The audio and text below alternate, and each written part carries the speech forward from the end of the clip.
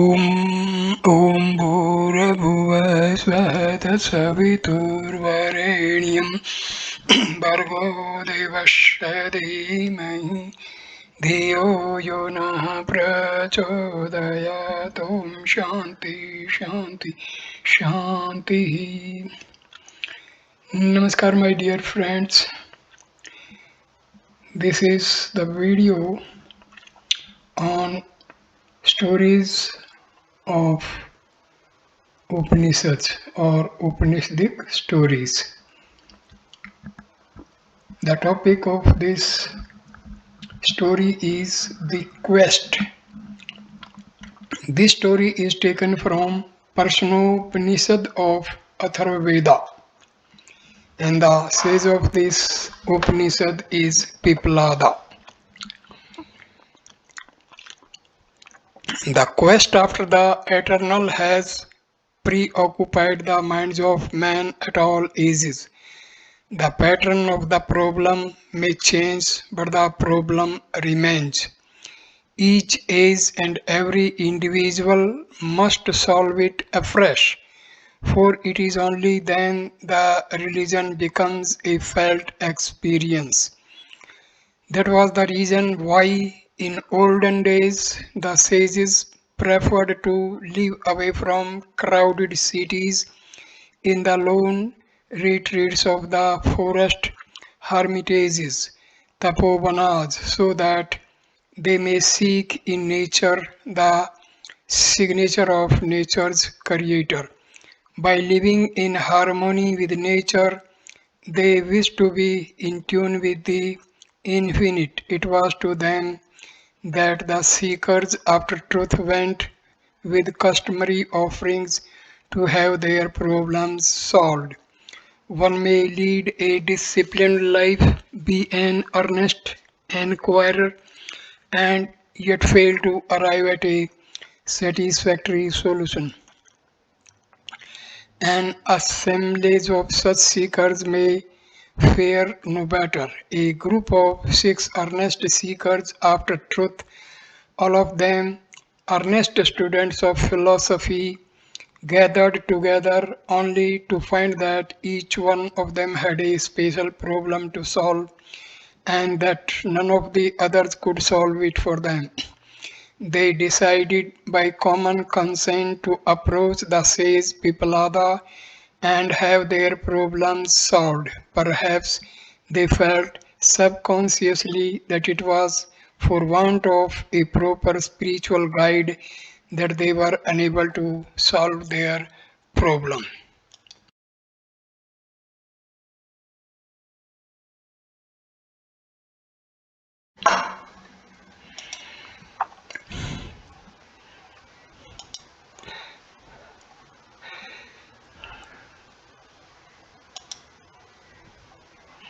When they approached, says Pippalada, whose fame had spread far and wide, he asked them to stay with him for a year and to practice Brahmacharya. Afterwards, he agreed to answer if he was in a position to do whatever questions they wished to ask him. As man is himself he measurer of knowledge, the teacher wished that the instrument of measurement should be perfected.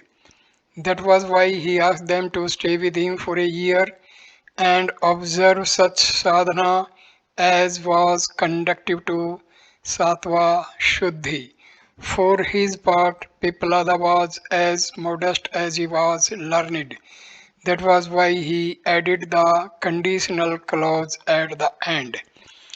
At the end of the year, when the appointed time came, Kabandi, the son of Kathya, who was one of the 6, approached Pippalada and requested him to enlighten him on a problem of cosmology. He put it in the form of a question: what is the origin of life? Although the question had nothing to do with Brahmavidya directly, Pippalada agreed to answer it. He had agreed to answer whatever question was put to him and he also felt that it had an indirect bearings on the problem of karma in relation to upasana. The sage Pippalada knew that the Srishti Vakyas of the Vedas are meant to direct our attention towards Brahma, from whom all things come, and that apart from Brahma they have no meaning. He therefore told them that the whole of creation has emanated from the tapasya of Brahma. Then came successively Agni, Aditya, Prana, Chandra, and Anna. They were meant to be the custodians of creation or help in the growth and solidarity of life. To the Upaska, the sun is not a mere ball of fire, it is Vasunara fit to be adored as the manifest form of one without a second, the eye of all and the life of his from the point of view of the Upasaka. What is known as Vasanvara is also known as Hiranyagarbha or Karya Brahma, the absolute in relation to his creation. Therefore, whoever practices brahmacharya and tapasya, looking upon Aditya as the visible embodiment of the One and the Eternal, by virtue of that upasana, traverses the Devyana path, the path of light that leads one to the abode of the fearless and the immortal. He who realizes that we came from God, who is our home, goes back as a trailing cloud of glory to where the immortals are. Otherwise, one misses the significance of life, becomes earthbound, starts as a particle of matter, then becomes energy, and finally becomes life, only to go through the same treadmill round at every dead end dissolution. This is known as the Pitriyana, a chariot wheel revolving on its hub is an apt symbol of it. That's why said Pippalada's life is one great object should be the quest after the Supreme.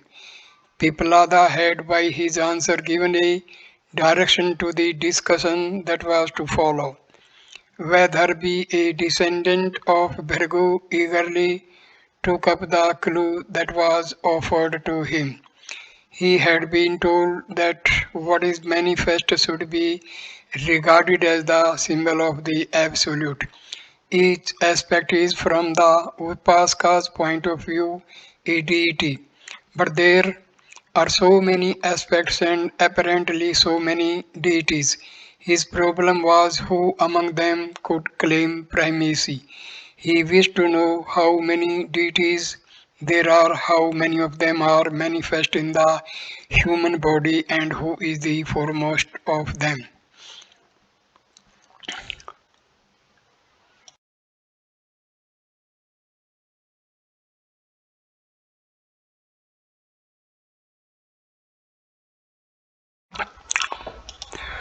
To Pippalada, the question appeared almost childish, for Upasana is no more than the kindergarten stage of Jnana. All that is necessary for the Upasaka is to begin at the convenient and what is convenient is left for each man to decide. All that is necessary is whatever aspect he takes up, he should regard that as the supreme. Piplada, however, answered the question and added a story at the end of it in order to bring home his point of view. He said there are the five elements: earth, water, fire, air, and space. These elements are regarded as the presiding deities of the five organs of sense perception. Upasana should lead to integral knowledge. If it is fractional, the desired result cannot be attained. Listen to a story. At one time, there was a dispute between the senses as to their primacy. Each claimed to be the leader, and when its claim was not recognized, threatened to stage a walkout. But when it came to be the turn of the vital breath, it was impossible to resist its claim. They came to realize that it is the vital breath that functions in and through them all, for without it, their own existence was at stake. Thus, the senses came to recognize the vital breath as foremost among them. Hence, the senses prayed to the vital breath and said, "You produce heat as Agni, manifest yourself as Aditya, protect us as Indra, sustain us as Earth, and preserve us as Chandramas. You are all in all." Pippalada concluded by saying that Upasana is of value to us only insofar as it leads to integral knowledge, Samyak Jnana.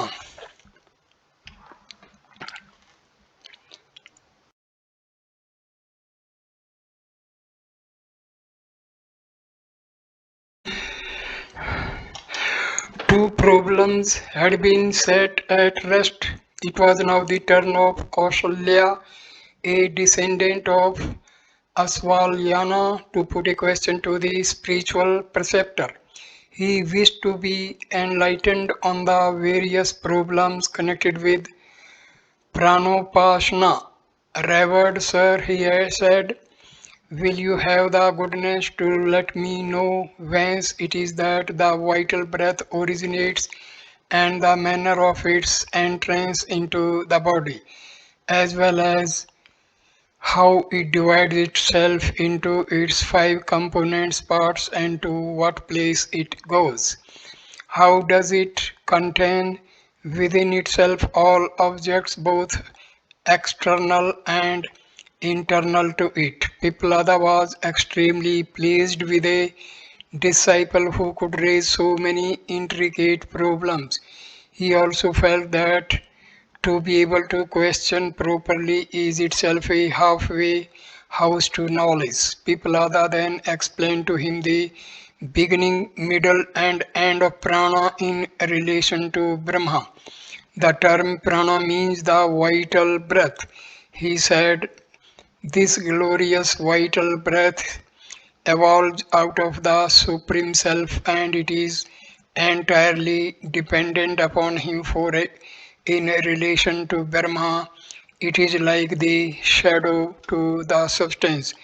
Why it should enter a particular physical body depends upon its past achievements and future plans upon karma and sankalpa. The vital breath, the Mukhya prana, carries its subtle body with it. The heart is the abode.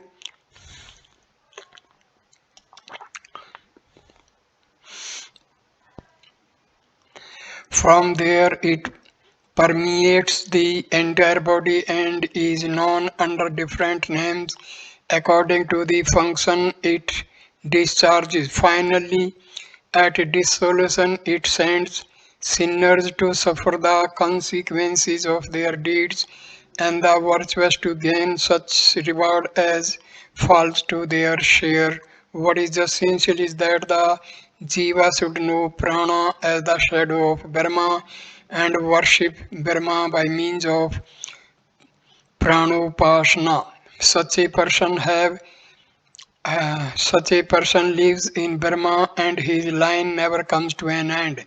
Kausalya of Asvalyana Gotra felt satisfied, for he was on the threshold of the knowledge of Brahma.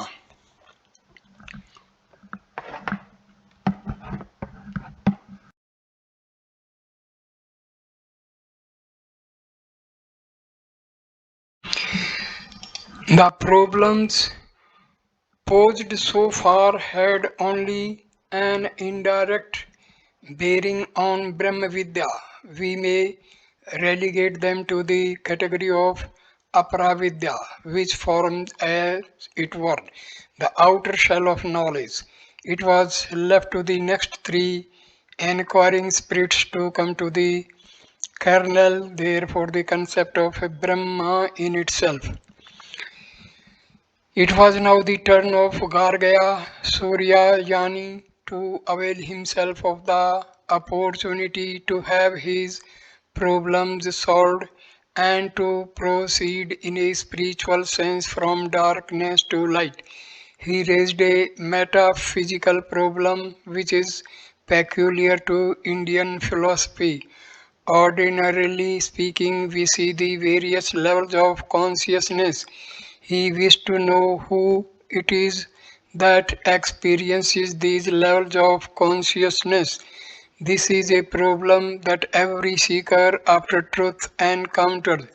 Perhaps Pippalada had answered the same question to previous seekers after truth, who had come to him to know the nature of Aksara Purusha.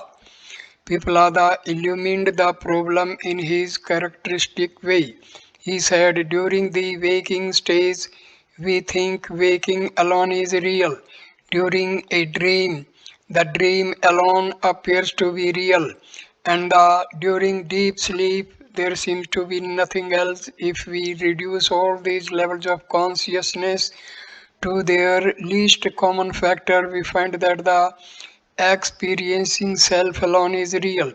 Waking goes away, dream goes away, sleep goes away, but the self alone remains and knows that it has slept or dreamed or is awake. Each stage is of value to us. The dream world is of value to us because it shows us how a whole world of reality can be a mere projection of the mind and be withdrawn into the mind. The sleep consciousness is of value to us because it is in a sense the homecoming of the spirit, a withdrawal and merging into that from which it comes. Although in sleep one is aware of nothing, yet one emerges from it with the consciousness I slept well. Waking is of value to us because it is here that we should know the nature of that I. We would then realize that it is the residuary value of life. It is only that which gives value to the other levels of consciousness. It is like the sun whose light reveals objects. Suppose there are no objects for the sun to shine upon, even then the sun will continue to shine. It is the same with the self also. Levels of consciousness may come and may go, but the self goes on forever. That is why, taken in itself, it is called the Turiya or the fourth level of consciousness. It is, if you chose to call it, the transcendent. In reality, it is the Aksara Purusha, Brahma, who is the true seer, actor, knower, the undecaying eternal self. That alone is all pervading. On hearing what the preceptor had to say, Gargya felt happy as if he had acquired a kingdom of knowledge.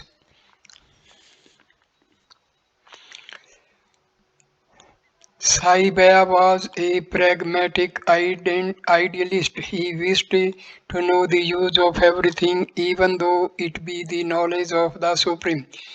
He asked his revered sir,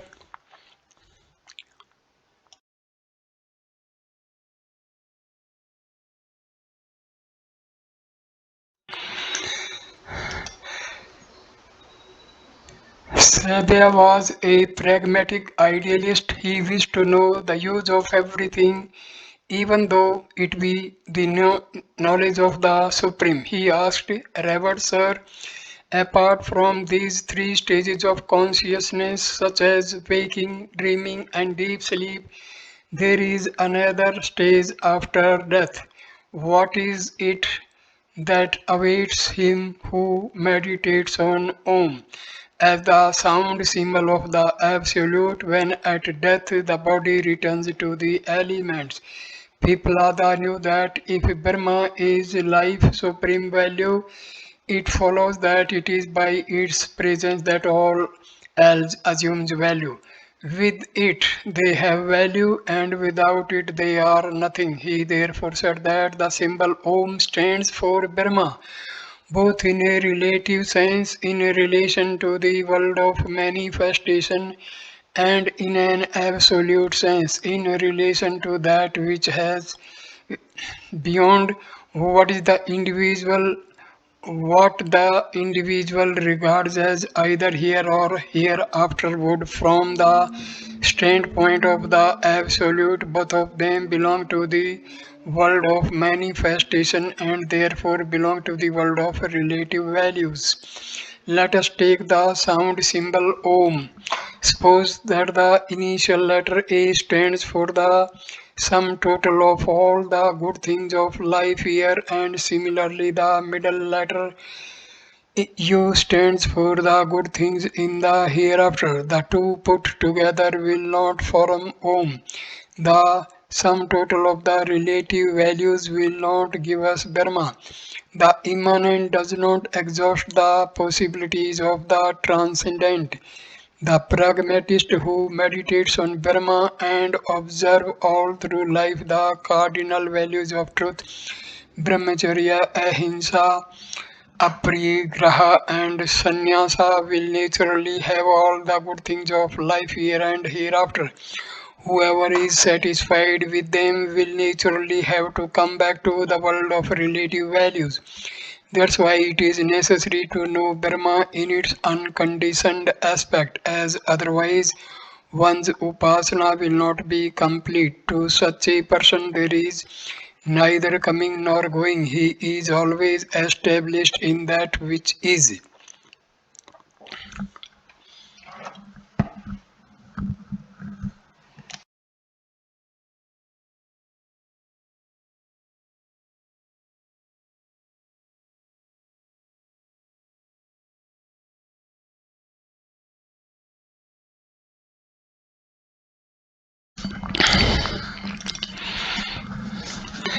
At last came the turn of Sukesa, a descendant of the line of Bhardvaja.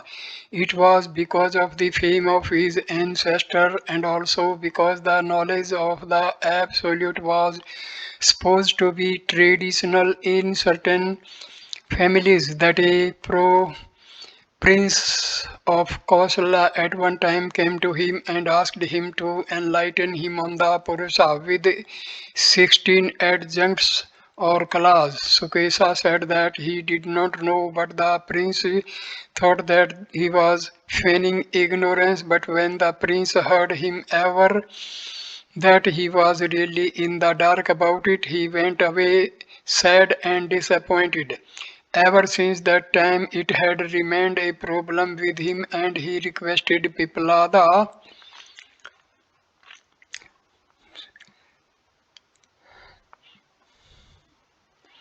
to shed light upon it. This story incidentally throws light upon the fact that the pursuit of perfection was the common concern of both kings and philosophers. Pippalada replied, that very Purusha from whom the 16 component parts owe their origin exist in the cavity of the heart. He then gave him a list of those 16 kalas, including in it the various aspects of the environment around us, its subtler forms in us, and the interaction between the two as made manifest either in the field of action or of knowledge. He said further that all those kalas are meant to direct our attention to the Purusha, apart from whom they have no independent existence of their own. They are like the various rivers that flow into the mighty ocean and afterwards lose their identity and their name. That's why the Purusha is all pervading and is the eternal witness. Pippalada said to them by way of conclusion that he had informed them all that he knew and added that there is nothing more to be known. The quest was all well worth undertaking. The six seekers after truth rendered thanks to Pippalada, their spiritual guide, offered him their salutation and returned home blessed beyond measure. Thank you. This video comes to an end. Thank you for watching this video. Please like, comment and share the video. Subscribe the channel. Thanks a lot. Namaskar, my dear friends.